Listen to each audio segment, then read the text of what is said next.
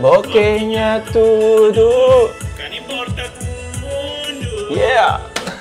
Ora viva pessoal, ora viva, seja bem-vindo a esse canal. Meu nome é Nilton Levi e boa bem-vindo à novidade Crioulo. Na intro, Bobi acrescentei o tema Enfrenta Mundo. Nós fica com cheirinho. Boquinha tudo, que não importa com o mundo, não enfrenta mundo, siga caminho de nosso coração. Bom, então esperamos a tudo direto com o nosso palavra lá, mas eu estou seguro que nós está. E põe gosto, inscreve-se no quem é inscrito, ativa o sininho e bem-vindo à novidade Crioulo.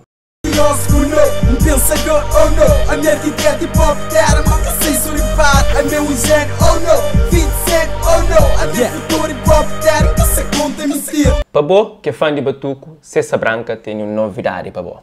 Música chama Covid não crê nos liberdade. Nós hoje um cheirinho. Covid, a minha flor, vamos parar,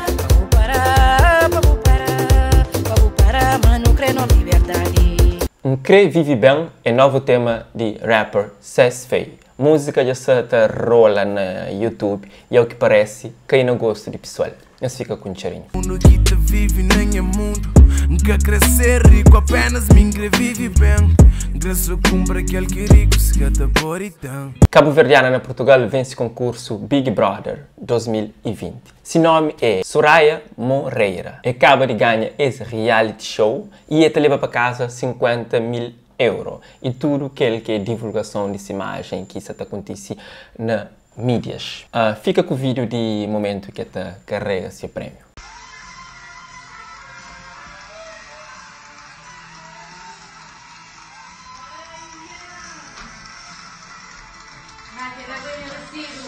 Epá, depois de 13 meses dentro de casa com X alguém ser vencedor e com potencial de 31%, é boa coisa. Parabéns a jovem Soraya. Sucesso na boa vida profissional.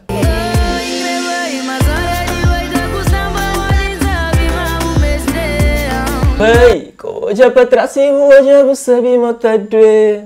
Essa música de Soraya Ramos, bem, está na categoria de melhor música pop na Angola Music Award 2020, que acontece 7 de novembro. E junto também nessa categoria está outro cabo-verdiano, George, com o tema Atrevido. Me chama atrevido, eu vim para assistir o teu show.